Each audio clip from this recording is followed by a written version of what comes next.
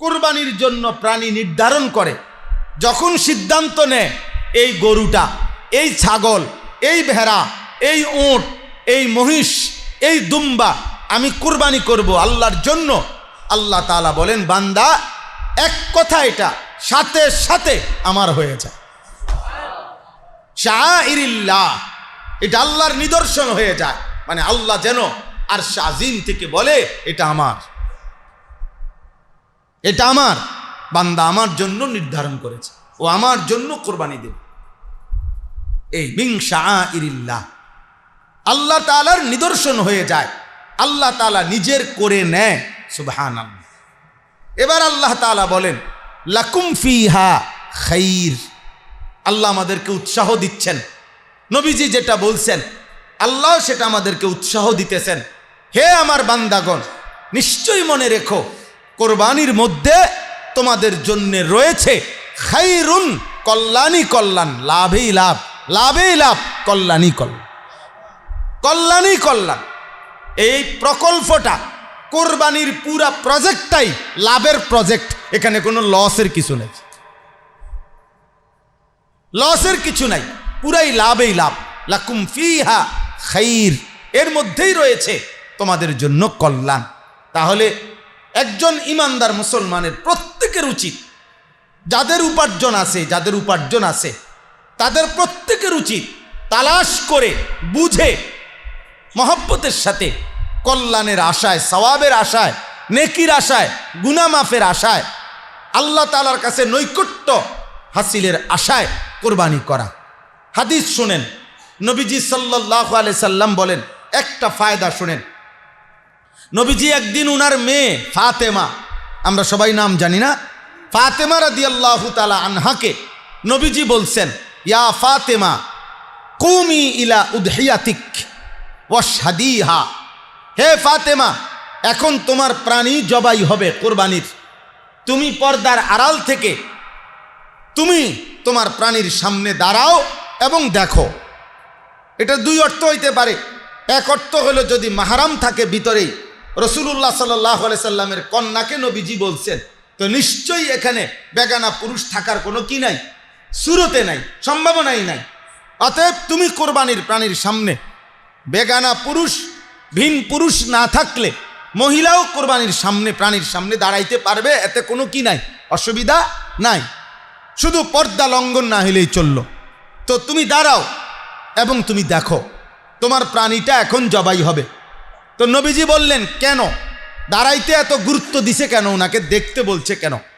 নবীজি বলেন ফা ইন্না লাকে বিআউয়ালি কাতরাতিন তাকতুরু মিন দামিহা আন ইউগফারা লাকে মা সালাফা মিন যুনুবিক। সুবহানাল্লাহ। নবী সাল্লাল্লাহু আলাইহি সাল্লাম বলেন, নিশ্চয়ই এখন তোমার প্রাণী জবাইয়ের মুহূর্তে রক্তের যখন প্রথম ফোঁটা, আউয়ালে কাতরা, প্রথম ফোঁটা যখন জমিনে পড়বে, আল্লাহ তাআলা তখনই তোমার পেছনের সমস্ত গুনাহ মাফ করে দিবে। আন ইউগফারা লাকে মা সালাফা মিন যুনুবিক, পেছনের সব গুনাহ মাফ করে দিবে। হযরত ফাতেমা রাদিয়াল্লাহু তাআলা আনহা জিজ্ঞেস করছেন, আব্বাজান এটা শুধুমাত্র আমাদের জন্য, মানে আমরা নবীর বংশ, আমাদের জন্য নির্ধারিত কিনা, নাকি মুসলমান সকলের জন্য? খাসাতুন হাল হিয়া খাসাতুন লানা আম লিল মুসলিমিন? নবী সাল্লাল্লাহু আলাইহি সাল্লাম বললেন বাল লিল মুসলিমিন, না ফাতেমা আমাদের জন্য নয়, শুধু আমার উম্মতের সমস্ত ইমানদার কোরবানি দাতাদের জন্য। তাইলে বলেন লাকুম ফিহা খাইর, এর মধ্যে কল্যাণ, এর মধ্যে কল্যাণ। একদিকে নবীজি বললেন কিয়ামতের দিন সেটা আমল হিসাবে মিজানের পাল্লায় উঠানো হবে, আল্লাহ তাআলার কাছে সবচেয়ে প্রিয় আমল এটা। আল্লাহ তাআলার নিকটে রক্ত পৌঁছতে, মাটিতে পৌঁছবার আগেই আল্লাহর নিকট বান্দার মর্যাদা নির্ধারিত হয়ে যায়, পিছনের গুনাহ মাফ হয়ে যায়। তাইলে কি পরিমাণ নেকি, কি পরিমাণ সওয়াব, কি পরিমাণ ফায়দা, কল্যাণ এর মধ্যে আছে। কিন্তু আফসোসের বিষয় হলো, এবার আসেন, আফসোসের বিষয় হলো আমরা কোরবানি হয় আমাদের বাংলাদেশে, আমাদের দেশে কোরবানি করেও ব্যাপক মানুষ, কিন্তু সত্যিকার কথা হইল, বাস্তব কথা হইল যতজন মুসলমানের উপরে কোরবানি ওয়াজিব হয়, পুরুষ কিংবা নারী, ইচ্ছা করে না বুঝার ভান করে অসংখ্য মুসলমান বুঝেও না বুঝার ভান করে কিংবা ইচ্ছা করে বুঝতে চেষ্টা না করে কোরবানি করে না। যেমন আমি একটা উদাহরণ দেখাই। আমাদের দেশে, আপনাদের গ্রামে, মফস্বলে মানুষের মধ্যে এই প্রচলনটা বেশি। কি মনে করেন, বাপ মা জীবিত, একসাথে সংসার এখনো ভিন্ন হয় নাই, 3 ফুট বা 4 ফুট সংসার একসাথে খায়, বাপও আছে মাও আছে। এই জাতীয় ফ্যামিলি অধিকাংশ একটা কমন একটা আচরণ করে। কি, যে ছেলেটা বিদেশ, ও 30,000 টাকা পাঠাইছে, আপনার 50,000 টাকা পাঠাইছে। তো টাকা পাঠানোর পরে এই বাড়িতে বাপমার নামে 2 শরিক কোরবানি দিছে, দিয়া এখন সবাই মিল্লা গোশত খাইতেছে। এই যে কোরবানি হয়েছে, আমগো ঘরে কি হয়েছে? কোরবানি হয়েছে। 1 সুরত। 2 সুরত। দ্বিতীয় সুরত হইল 3 জনই রোজগার করে। ধরেন একজন বিদেশ, একজন ঢাকা চাকরি করে, একজন গ্রামে দোকানদারি করে বা কিছু একটা করে। দাও দাও, যে যা পারে দাও। তো ওই বিদেশের হেবাটায় দিছে 25,000, ওই ঢাকা শহরের ওপরায় দিছে 15,000, আর ওই গ্রামে যে বেড়া, যে ছেলে, ওই দিছে টাকা 10,000, আব্বাই নিজের থেকে মিলাইয়া দিছে আরো 10-12,000। এমনি এমনি মিলাইয়া হয়েছে 60,000। এইবার এই 60,000 টাকা দিয়া 2 শরিক মনে করেন কি দিছে, বাপমার নামে কোরবানি দিছে। ঘরের মধ্যে কোরবানির ব্যবস্থা হয়েছে, গোস্তর ব্যবস্থা হয়েছে, আমরার ঘরে কোরবানি দিতেছে। এখন প্রশ্ন হইল, কোরবানি এবং হজ সম্পর্কিত এই সূরা হজ্জের 25 থেকে 37 এই আয়াতগুলো আমাদের প্রত্যেকের পড়া উচিত। আল্লাহ তাআলা আমাদেরকে তৌফিক দান করেন। কোরবান এই শব্দটি আরবি শব্দ, যা আপনারা সবাই বুঝেন। কোরআনুল কারীমের মধ্যে এই শব্দটির ব্যবহার আছে। হযরত আদম আলাইহিস সালাম, ওনার জামানায় সর্বপ্রথম আল্লাহ তাআলা কোরবানির সূচনা করেছেন। আদম আলাইহিস সালামের 2 ছেলের মাধ্যমে ওনাদেরকে আল্লাহ তাআলা প্রথম কোরবানির আদেশ করেছেন। ওই থেকেই কোরবানির সূচনা। তো ওই কথাটা বলতে গিয়ে, কোরআনুল কারীমে ওই ঘটনা বর্ণনা করতে গিয়ে কোরবান এই শব্দটি ব্যবহার আছে। সূরা মায়েদার মধ্যে, ওয়াতলু আলাইহিম নাবা আবনাই আদামা বিল হক ইজ কাররাবা কুরবানান ফাতুকুব্বিলা মিন আহাদিহিমা ওয়া লাম ইউতাকাব্বাল মিনাল আখার ক্বালা লা আকতুলান্নাকা ক্বালা ইন্নামা ইয়াতাকাব্বালুল্লাহু মিনাল মুত্তাকিন। আপনি আদমের 2 সন্তানের ঘটনাটা সত্য সত্য সঠিকভাবে আমার বান্দাদেরকে শুনান। যখন আদমের 2 সন্তান উভয়েই আল্লাহর জন্য কোরবানি করল, ফাতুকুব্বিলা মিন আহাদিহিমা, একজনের কোরবানি কবুল করা হলো, ওয়ালাম ইউতাকাব্বাল মিনাল আখার, অপরজনের কোরবানি কবুল করা হয় নাই। যার কোরবানি কবুল হয় নাই সেই কাবিল, তার ভাই যার কোরবানি কবুল হইছে হাবিল, তাকে বলল ক্বালা লা আকতুলান্নাক, আমি তোমাকে মেরে ফেলব, হত্যা করে ফেলব। তখন হাবিল, যে ভাইয়ের কোরবানি কবুল হয়েছে, ক্বালা ইন্নামা ইয়াতাকাব্বালুল্লাহু মিনাল মুত্তাকিন, তিনি বলে দিলেন, ভাই আমি জীবন দেব, ঠিক আছে, তুমি আমাকে মেরে ফেলবা, এটাও ঠিক আছে, তবে কিয়ামত পর্যন্তের জন্য একটি কথা শুনে নাও, যে প্রত্যেক যুগে প্রত্যেক জামানায় আল্লাহ তাআলা কোরবানি কবুল করবেন তার তাকওয়ার পরীক্ষায় উত্তীর্ণ হবে। যে তাকওয়ার পরীক্ষায় উত্তীর্ণ হবে, যে নিজেকে মুত্তাকি হিসাবে প্রমাণ দিতে পারবে, আল্লাহ তাআলা শুধুমাত্র তার কোরবানি কবুল করবে। এখানে 2টা কথা। 1 নম্বর কথা হলো কোরবান এই শব্দটির ব্যবহার, যেটা আমি আপনাদের কাছে বললাম, শুনাইলাম। 2 নম্বর হলো এই কথাইটা, ইন্নামা ইয়াতাকাব্বালুল্লাহু মিনাল মুত্তাকিন। আপনারা শুনছেন, আমরা বুঝলেন। পৃথিবীর প্রথম কোরবানি যেদিন শুরু হয়েছে, সেদিন 2 জন কোরবানি দিছে। তো প্রথম কোরবানির দিনেই আল্লাহ তাআলা দেখায় দিছে তাকওয়ার অভাব হলে একজনের কোরবানি কবুল হয় নাই, তাকওয়া পূর্ণ থাকাতে একজনের কোরবানি কবুল হয়েছে। অতএব সেই থেকে নিয়ে কিয়ামত পর্যন্ত এটাই মূলনীতি, এটাই কথা যে প্রত্যেক জামানায় কোরবানি কবুল হবে তার তাকওয়ার পরীক্ষায় যে নিজেকে উত্তীর্ণ করবে, এটা মনে রাখতে হবে। অতএব আপনি আমি কোরবানি করার আগেই আপনাকে জেনে নিতে হবে যে কোরবানি যদি আল্লাহর কাছে কবুল হইতে হয়, মানুষের কাছে কবুল হওয়ার জন্য ফেসবুকে ছবি দিলেই চলবে, মানুষ জানিয়ে নিল যে উনি কোরবানি দিতেছে।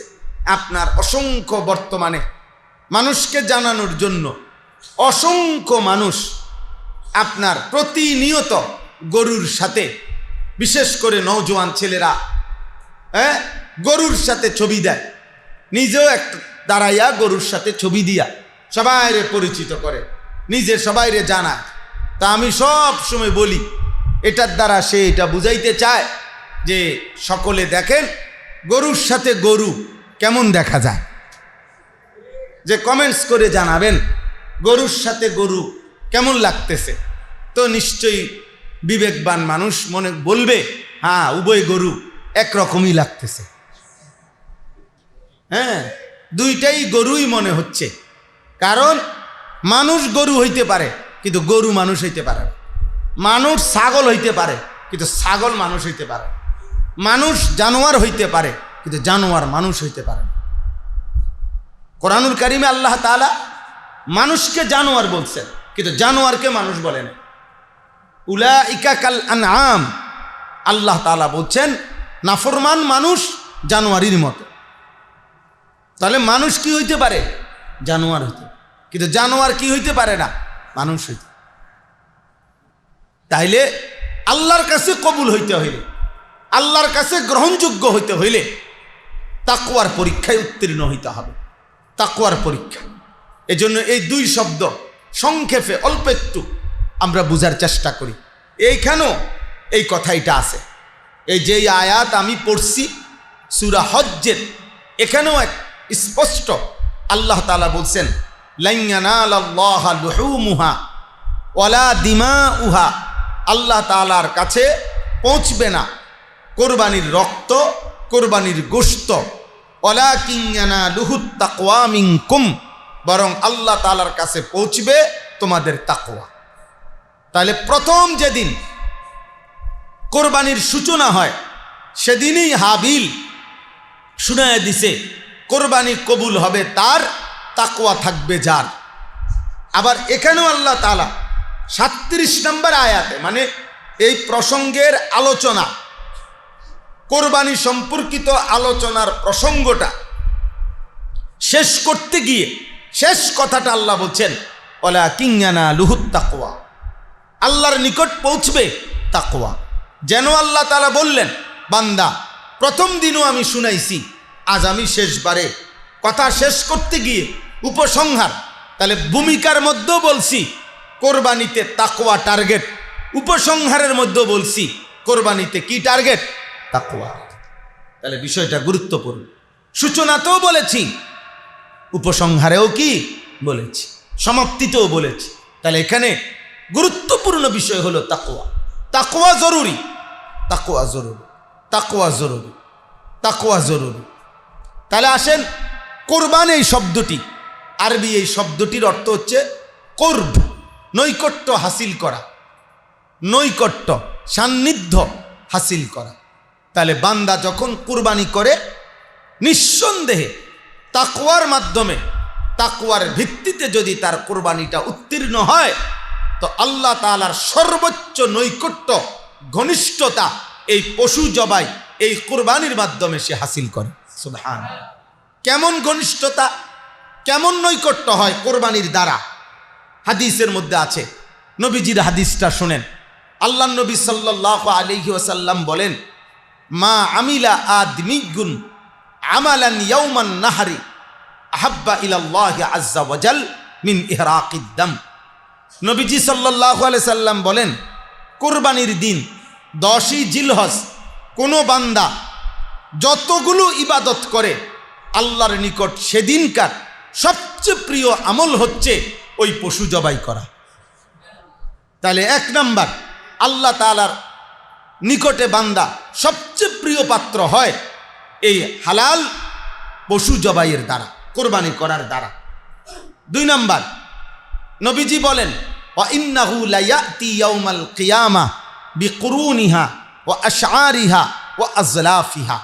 কিয়ামতের দিন প্রত্যেক ব্যক্তি তার কোরবানির প্রাণীর শিং, কোরবানির প্রাণীর পশম, এমনকি কোরবানির প্রাণীর পায়ের যে খুর, এ খুর সহ পুরা প্রাণীটা নিয়েই তার মিজানের পাল্লার সামনে ওজনের জন্য আসবে, তার আমল নামায় ওজনের জন্য দেওয়া হবে, নেকি হিসাবে ভারী হবে। 3 নাম্বার, রাসূলুল্লাহ সাল্লাল্লাহু আলাইহি ওয়াসাল্লাম বলেন ওয়া ইন্নাদ দামা লা ইয়াকাউ মিনাল্লাহি বিমাকানিন ক্বাবলা আন ইয়াকা বিল আরদ। সুবহানাল্লাহ। নবীজি বলেন কোরবানির প্রাণী তার রক্ত জমিনের মধ্যে পৌঁছবার আগেই আল্লাহ তাআলার নিকট ওই কোরবানি দাতার জন্য আরশে আজিমে 7 আসমানের উপরে আল্লাহর নিকট তা পৌঁছে এবং বান্দার জন্য আল্লাহর নিকট বিশেষ মর্যাদার স্তর নির্ধারিত হয়ে যায়। লা ইয়াকাউ মিনাল্লাহি বিমাকান, বান্দার জন্য আল্লাহ তাআলা বিশেষ মর্যাদার স্তর নির্ধারণ করে ফেলে রক্ত মাটিতে পৌঁছবার আগে আগে। এখন কল্পনা করেন তো, একটা গরু, একটা ছাগল, এটা যখন মাটিতে শোয়ায় জবাইয়ের জন্য, তখন এই গলা আর মাটি এই দুইটার মাঝখানে ব্যবধান কয় হাত? আধা হাত। আধা হাত কি কম? 1 বিঘত হবে, 1 বিঘতের থেকে কম। ধরে নিলাম 4 আঙ্গুল বা 5 আঙ্গুল এরকম, অথবা 1 বিঘতেই ধরেন, 1 বিঘত ধরলাম, 1 বিঘত গলা আর মাটি। তাহলে গলার মধ্যে যদি ছুরিটা পৌঁছ দেয়, তাহলে 1 বিঘত নিচে মাটিতে পৌঁছতে রক্ত কয় মিনিট লাগবে? কয়েক সেকেন্ড। কয়েক সেকেন্ড না, 10 সেকেন্ড ধরলাম আর কি, 10 সেকেন্ড। তাহলে 10 সেকেন্ডে রক্ত জমিনে পৌঁছবার আগেই খোদার কসম আল্লাহ তাআলার আরশে পৌঁছে যায়। এবং আল্লাহ তাআলা ওই বান্দার জন্য এই কোরবানির বরকতে আল্লাহ তাআলা তার জন্য বিশেষ মর্যাদা নির্ধারণ করে দেয়। ফাতিবু বিহা নাফসান। এরপরে নবীজি বলেন, এই হাদিসের শেষ শব্দ, অতএব হে আমার উম্মত, খুশি খুশি খুশি খুশি দিলে, ভালোবাসা নিয়ে, আন্তরিকতা নিয়ে, আগ্রহ নিয়ে, মহব্বত নিয়ে, নেকি অর্জনের সওয়াবের শ্রেষ্ঠ মানসিকতা নিয়েই তুমি কোরবানি করো। খুশি খুশি, না ফাটতে না, কোনো রকম না, জোরাতালি না, নিজের বুঝ মতো না, নিজের মন মতো না, নিজের ইচ্ছা মতো না, বরং শরীয়তের বিধান মেনে, শরীয়তের হুকুম মেনে মহব্বতের সাথে খুশি খুশি কোরবানি করো। কোরবানি করো। আল্লাহর নবী সাল্লাল্লাহু আলাইহি ওয়াসাল্লাম এটা বলছেন। তাহলে ওই যে কোরব, নৈকট্য, কোরবানি মানে হচ্ছে কি? হাসিল করা, নৈকট্য। তাহলে কোরবানির মাধ্যমে বান্দা আল্লাহ তাআলার সর্বোচ্চ নৈকট্য হাসিল করে। সুবহানাল্লাহ। এজন্য নবীজি বলছেন খুশি খুশি কোরবানি করার জন্য, কোরবানি করার জন্য, কোরবানির দ্বারা নৈকট্য হাসিল হয়। এবার আসেন দ্বিতীয় যে কথাটা, আমি সেটা আরেকটু সময় পরে এই কথা বলার সময় তাকওয়া, এই কথাটা একবারে আপনাদেরকে বলতেছি। এর আগে আয়াতের তরজমাটা আপনারা শুনেন। আল্লাহ তাআলা বলেন ওয়াল বুদনা জাআলনাহা লাকুম, কোরবানির জন্য যেই প্রাণীগুলো নির্ধারিত করা হয়েছে, আল্লাহ তাআলা বলেন এই প্রাণীগুলো দ্বারাই কোরবানি হবে, দিতে হবে, এটা আমি আল্লাহ নির্ধারণ করে দিয়েছি। সুবহানাল্লাহ।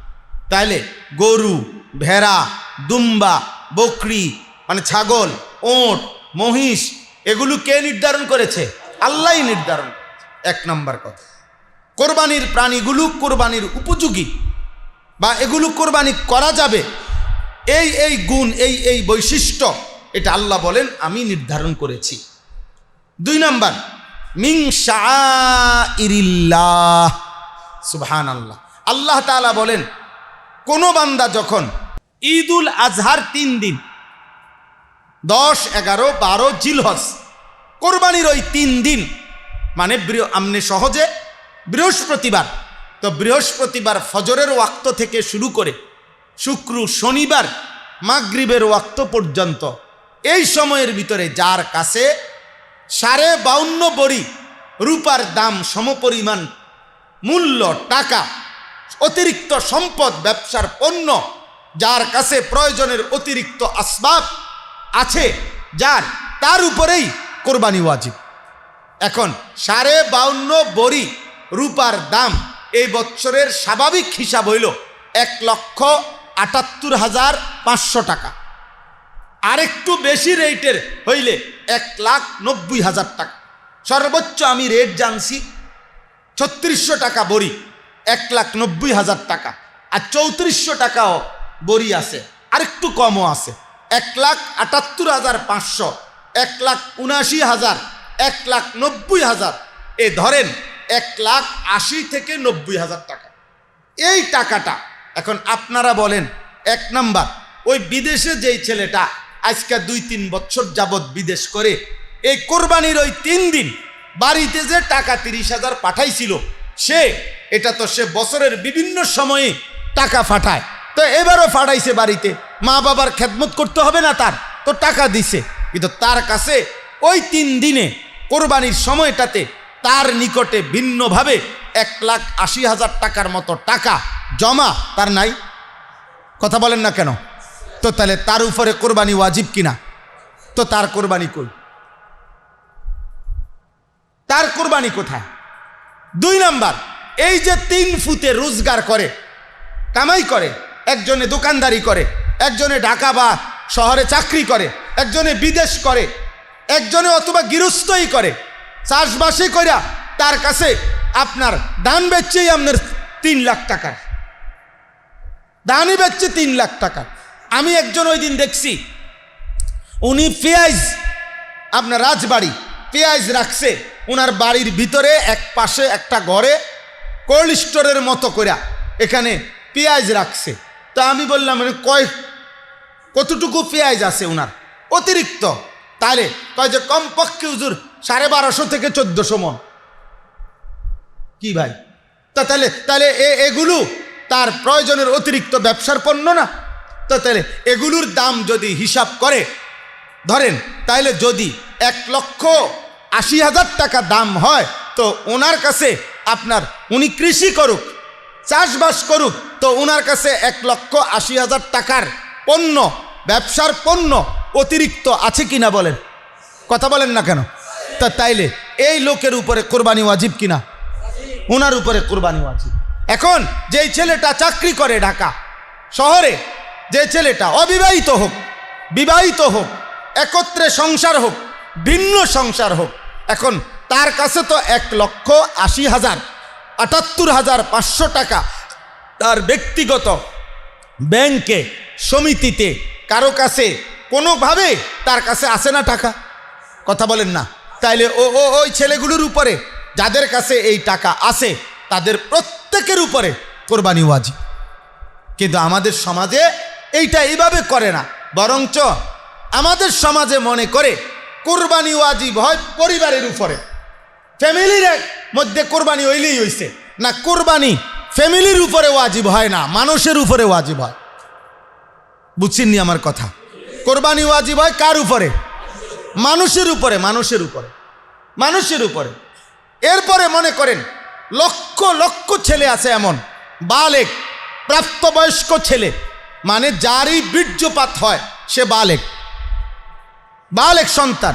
এখন সে বিবাহ করে নাই, তার বয়স আপনার 18, বয়স 20, বয়স 25, এখনো বিয়ে করে নাই, কিন্তু উপার্জন করে, চাকরি করে, ব্যবসা করে, বিদেশ করে, কামাই রোজগারি করে।